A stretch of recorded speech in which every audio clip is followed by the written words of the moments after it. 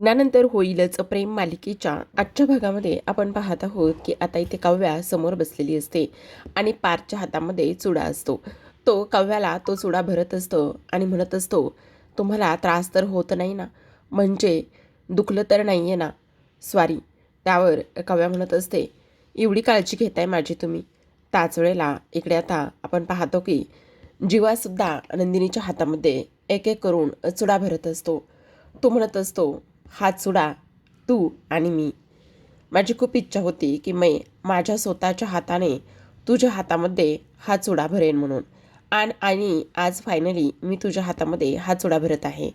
त्याच वेळेला काव्यासुद्धा तिथे असते आणि तीसुद्धा पार्थला म्हणत असते, देशमुख, आत्ता मला थोडासा त्रास झाला तर तुम्हाला एवढं वाईट वाटतंय. लग्नानंतरसुद्धा हे प्रेम कमी होणार नाही ना. लग्नानंतरसुद्धा अशीच काळजी घ्याल ना. त्यावर इकडे आता जीवा म्हणत असतो, खरं तर ह्या जन्मात नाही तर पुढचे 7 जन्म मी अशीच तुझी काळजी घेईल. कारण जेव्हा तू त्या साडीमध्ये आली होतीस ना, त्या साडीमध्ये जेव्हा मी तुला पाहिलं ना, तेव्हा तुझा तो लूक कमाल दिसत होता. तुझा तो लूक पाहून मला तर असं वाटलं, तू त्या 16च्या हिरोईनसारखी दिसत आहेस. आणि मला तेव्हा असं वाटलं की नाही, काही जरी झालं ना तरीसुद्धा एक गोष्ट मात्र महत्त्वाची आहे की आपणच आता इकडे कायम, म्हणजे ह्या जन्मात नाही तर गेल्या जन्मीसुद्धा नक्कीच नवरा बायको असू, असं इकडे आता जो काही जीवा आहे तो बोलत असतो. तर इकडे जी काही काव्य आहे ती पार्थला विचारत असते, एवढं प्रेम करताय का? तेव्हा इथून पुढे सुद्धा माझ्यावर असंच प्रेम करत राहाल ना, म्हणजे नेमकं काय होते? त्यावर पार्थ म्हणत असतो, खरं सांगू का, त्या दिवशी तुम्ही प्री वेडिंग शूटला जे ड्रेसेस घातले होते ना, त्या ड्रेसमध्ये तुम्ही फार हॉट दिसत होता. तेव्हा काव्या म्हणत असते, काय हे देशमुख, असं बायकोला असं म्हणजे सर्वांसमोर कोणी म्हणतं का? त्यावर पार्थ म्हणत असतो, म्हणजे मला एक गोष्ट सांगा, बायकोला हॉट म्हणणं काही चुकीचं आहे का? आपण तिला हॉट म्हणू शकत नाही का? त्याच वेळेला काव्या म्हणत असते, नाही देशमुख, तसं अजिबात नाही. मग कसं आहे सांगा ना. त्यावर काव्या म्हणत असते, हे बघा देशमुख, आत्ता तुम्ही माझ्यावर जे भरभरून प्रेम करताय ते प्रेम नंतरसुद्धा करत राहाल ना. म्हणजे आत्ता जे काही तुमचं माझ्यावर प्रेम आहे ते प्रेम कमी होणार नाही ना. त्याच वेळेला इथे आता पार्थ म्हणत असतो, अजिबातच नाही. काही जरी झालं ना तरीसुद्धा आत्ता जे प्रेम आहे ना, या जन्मात नाही तर पुढच्या 7ही जन्मामध्ये मी तुम्हाला असंच अप्रिशिएट करत राहील. त्याच वेळेला इकडे आता जीवाने सुद्धा नंदिनीचे हात हातात धरलेले असतात आणि तो सुद्धा म्हणत असतो, ह्या एकाच जन्मात नाही तर येणाऱ्या प्रत्येक जन्मामध्ये असंच आपण कायम सोबत असणार आहोत. त्याच वेळेला इकडे आता पार्थ म्हणत असतो, हो का? मग आता काव्या म्हणत असते, पण लग्नानंतर तुमचं हे प्रेम कमी तर होणार नाही ना. त्याच वेळेला इकडे आता काव्या म्हणते, सांगा ना देशमुख. तेव्हा पार्थ म्हणतो, असं का म्हणताय? तेव्हा काव्य म्हणत असते, त्याचं काय आहे ना देशमुख, लग्नानंतर बरेच पुरुष बदलतात. म्हणजे बघा ना, ताटात वाढलेलं असतं ना तेच त्यांना त्यावेळेला हॉट लागतं, म्हणून विचारलं. आता इकडे तो म्हणत असतो, असं अजिबात होणार नाही. चुडा भरून होत आलेला असतो आणि भरलेल्या चुड्याकडे इकडे पार्थ पाहतच असतो. तेव्हा तो म्हणतो, सॉरी, माझ्यामुळे तुमची मेहंदी मोडली. तेव्हा काव्या म्हणत असते, नाही, ती सुकली आहे आणि सुकल्यानंतर जसा ह्या मेहंदीचा रंग हळूहळू गडद होत जातो तसाच आपल्या प्रेमाचा सुद्धा रंग गडद होत जातो. त्याच वेळेला इकडे आता शारदा आलेली असते तर दुसऱ्या बाजूला मानिनी आलेली असते. जेव्हा शारदा येते तेव्हा ती म्हणत असते, काय चाललंय काय तुम्हा दोघांचं इथे? तुम्ही इथे काय करत आहात? असा प्रश्न आता इकडे तिने विचारलेला असतो. तर मानिनी नंदिनीला शोधत असते आणि मानिनी नंदिनीला शोधत असताना तिला समोर इथे जीवा दिसतो. तेव्हा ती म्हणत असते, काय रे लब्बाडा, तू इथे काय करतोयस? तुझी इथे येण्याची हिंमत कशी झाली? बोल ना, अरे लब्बाडा, असं सुद्धा आता इथे ती बोलत असते. आता त्याच वेळेला जीवा म्हणत असतो, नाही, मी कळलंच नाही मला, मी इकडे कसं आलो? बहुतेक मी ना इकडे आलो पण ना रस्ता चुकलो आहे, असं आता इकडे ती बोलत असते. त्याच वेळेला आपण पाहतो की इकडे सगळ्यात महत्त्वाचं म्हणजे मी म्हणते, काय काय सांगतोयस काय? चक्क तू इकडे रस्ता चुकलायस? अरे बाप रे! तेव्हा नाही नाही, हिला पाणी हवं होतं. तेव्हा नंदिनी म्हणत असते, हो आई, मला ना तहान लागली होती आणि मला पाणी हवं होतं, म्हणूनच मी इकडे मला कोणीच दिसलं नाही हॉलमध्ये. तेव्हा मानिनी म्हणत असते, अरे बापरे, एवढं मोठा हॉल आहे, एवढी मोठी माणसं आहेत आणि या हॉलमध्ये तुला कोणीच दिसलं नाही. काय मग साखरेचं पाणी वगैरे देत होता की काय तो?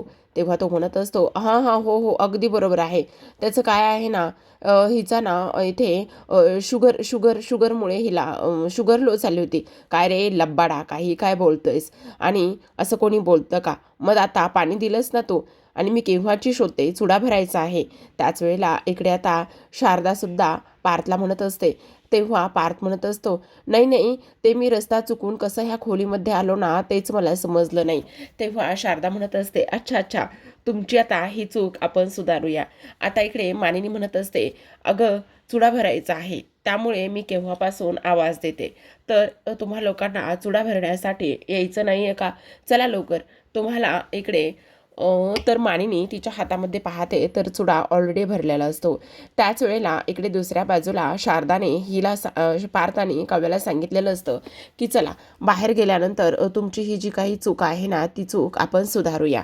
असं म्हटल्यानंतर आता सगळेजण हळदीच्या कार्यक्रमासाठी रेडी होऊन बाहेर आलेले असतात. जेव्हा हळदीचा कार्यक्रम सुरू असतो, एका बाजूला इथे पार्थाने जीवाला बसवलेलं असतं, तर दुसऱ्या बाजूला काव्या आणि त्याचबरोबर नंदिनीला. आता ह्या दोघांनाही हळद लावण्यासाठी इथे कोण आलेलं असतं, तर इथे ह्या दोघांनाही हळद लावण्यासाठी इथे जी काही सत्या आणि मीरा, साधी माणसामधील असणारे सत्या आणि त्याचबरोबर मीरा, हे दोघेही जण हळद लावण्यासाठी आलेले असतात आणि दोघांनीही ह्या दोघांना हळद लावलेली असते. त्याच वेळेला इकडे युग येतो आणि युगसुद्धा हळद लावत असतो. त्यानंतर धनंजय, विक्रम हे दोघेही जण येतात. धनंजय आणि विक्रम हे दोघेही जण आल्यानंतर ते सुद्धा हळद लावतात. त्याच वेळेला आता मानिनी, शारदा हळद लावतात आणि नंतर वसू आणि रम्यासुद्धा. आता ही दोघांची उष्टी हळद जी आहे ना, ती उष्टी हळद इकडे काव्या आणि त्याचसोबत पार्थ ह्या काव्या आणि नंदिनी ह्या दोघांना द्यायची असते. जीवाची नंदिनीला, तर इकडे जो पार्थ आहे त्या पार्थची काव्याला.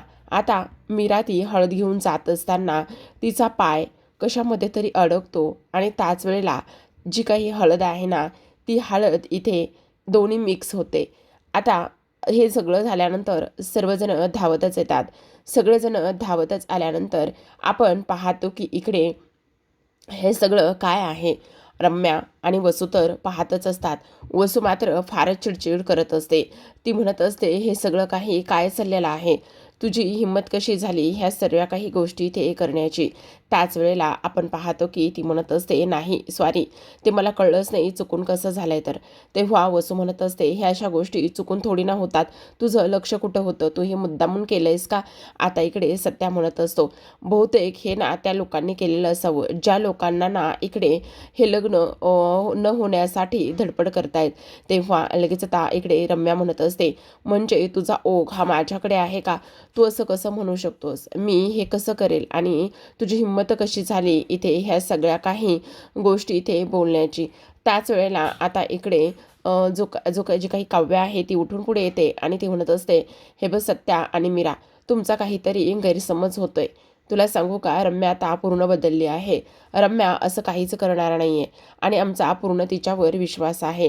त्याच वेळेला हे सगळं काही बोलल्यानंतर आता रम्यावर तुमचा लाख विश्वास असेल, पण आमचा अजिबातच नाही आहे. त्यावर वसू म्हणत असते, पण आता मला एक गोष्ट सांगा, हा किती मोठा अपशकुन झालेला आहे. दोन्ही हळद मिक्स झालेली आहेत. मग आता काव्या आणि नंदिनीला कशी हळद लागणार आहे? का त्या दोघींनाही ह्या दोघांची हळद लागणार नाही आहे का? त्याच वेळेला आता नंदिनी म्हणत असते, असं का म्हणताय ओ स्वत्या? हे बघा, असं अजिबातच नाही. आम्हा दोघींनासुद्धा जीवा आणि पार्थची उष्टी हळद नक्कीच लागेल. असं म्हणून ती आता पुढे येते आणि पुढे आल्यानंतर जी मीराच्या हातामध्ये हळदीचे बाऊल आहे, त्या हळदीच्या बाऊलकडे ती पाहते आणि म्हणत असते, खरं पाहायला गेलं तर ही जी काही मीराच्या हातामध्ये असणारे हळदीचे बाऊल आहेत, ते दोन्ही एकमेकामध्ये एवढे मिक्स झाले आहेत की काही जरी झालं तरीसुद्धा आता पारची काव्याला आणि जीवाची मला उष्टी हळद लागलीच जाणार नाही. पण मी काय म्हणते, एकमेकांचीच उष्टी हळद एकमेकांना लागावं असं थोडी ना आमचं नातं आहे. आमचं नातं तर जगावेगळं आहे. आम्ही चौघही जण नेहमी सोबत असतो. आम्ही चौघांनी सगळे काही सुख-दुःख एकत्र शेअर केली आहेत, एकत्र अनुभवली आहेत. पहिल्या लग्नामध्ये जे काही झालं त्याच्यानंतर आम्ही सर्वांनी हे पुन्हा एकदा नव्याने घडवण्यासाठी चौघांनी इथे हे सगळं काही केलं आहे.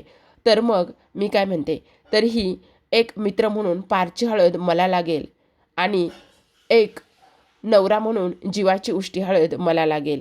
त्याच प्रमाणे काव्यालासुद्धा एक मित्र म्हणून जीवाची उष्टी हळद लागेल, तर एक होणारा नवरा म्हणून पारची उष्टी हळद काव्याला लागेल. मग झालं.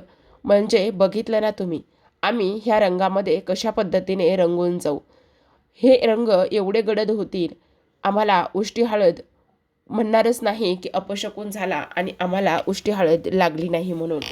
असं सोल्युशन आता इथे नंदिनीने काढलेलं असतं. तेव्हा नंदिनी म्हणत असते, बघितलं, अशा पद्धतीने जर मला ही उष्टी हळद लागली तर मग झालं तर बघितलं ना तुम्ही, हे किती सुंदर असं इथे जे काही होणार आहे त्यातून काय उत्पन्न होईल. तर आम्ही एकमेकांना किती समजून घेतो आणि एकमेकांसाठी किती आणि काय गोष्टी करतो, हेच सगळ्यात जास्त महत्त्वाचं आहे आणि तेच होणार आहे, असं सुद्धा आता इकडे काव्या म्हणत असते. त्याच वेळेला रम्या हसत असते.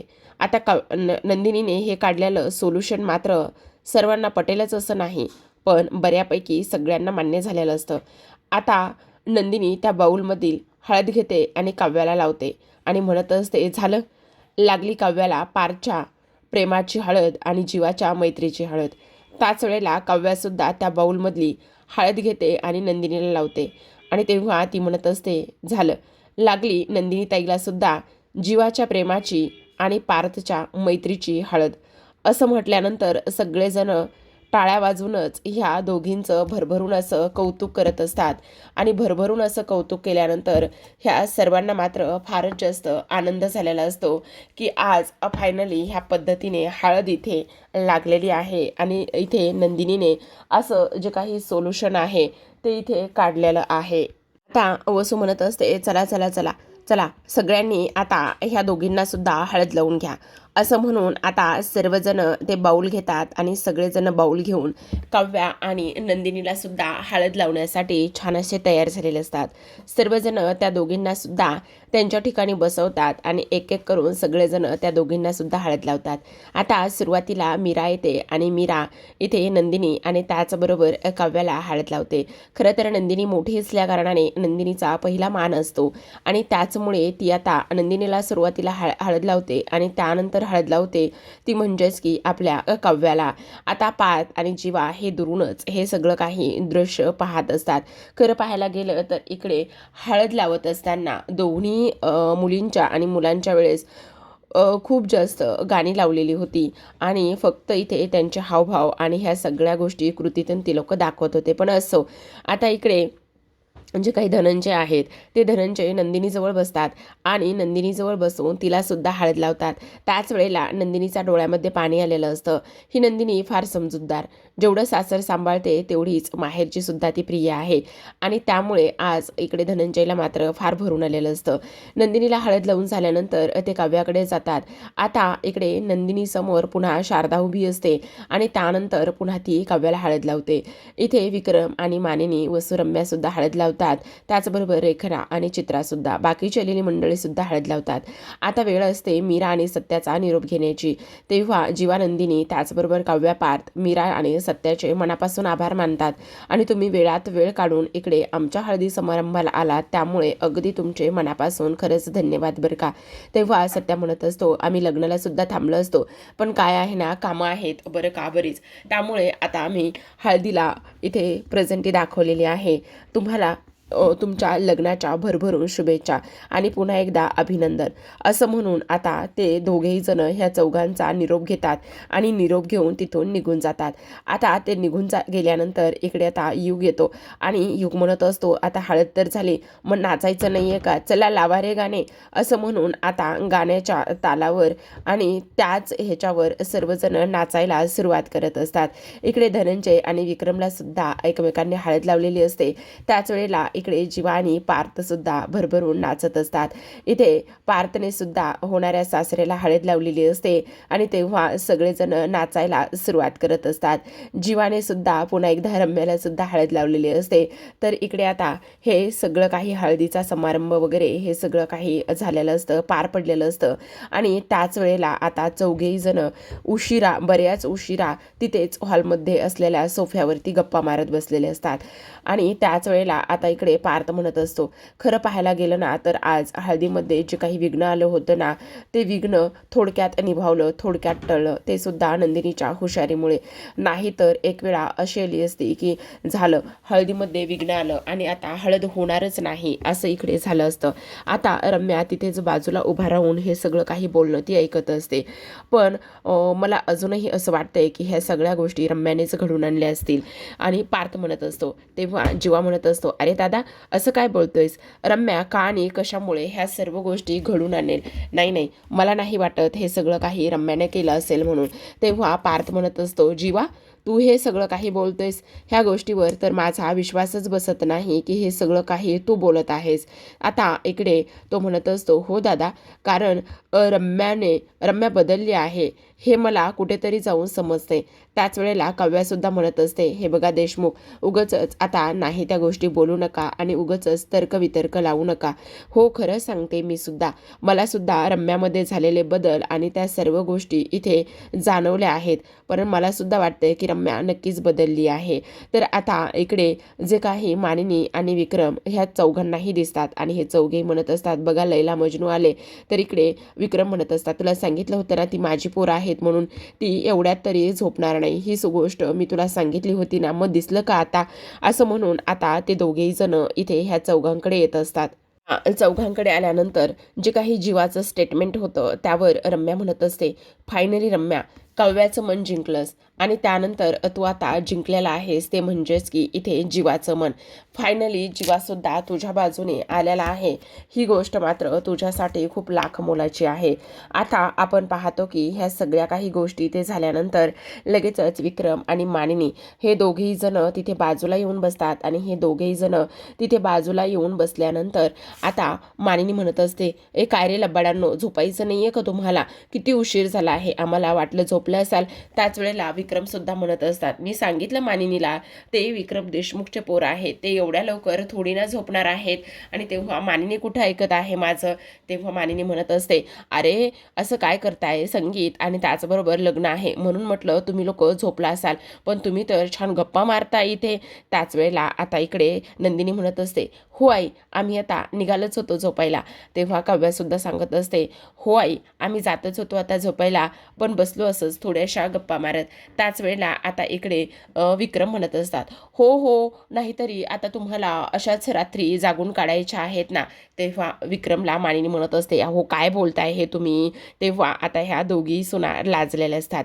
तर आता प्रेक्षकांनो, आजच्या भागामध्ये एवढंच. उद्याचा भाग फारच इंटरेस्टिंग असणार आहे, कारण उद्याच्या भागामध्ये आपल्याला असं पाहायला मिळणार आहे की आता काव्या पार्थसाठी शौर्य आणि त्याचबरोबर इकडे जी ऊर्जा आहे ते दोघालेले असतात. म्हणजे वचन दिले तुम्हाला मधील आणि इकडे जीवानंदिनीसाठी लपंडावमधील सखी आणि कहाणा आलेले असतात. आता काव्या आणि पार्थचा लूक इकडे शौर्य आणि त्याचबरोबर ऊर्जा ह्या दोघांनी भन्नाट असा केलेला असतो. आणि ते संगीत सोहळ्याला येऊन 4 चांद लावलेले असतात त्या दोघांनी.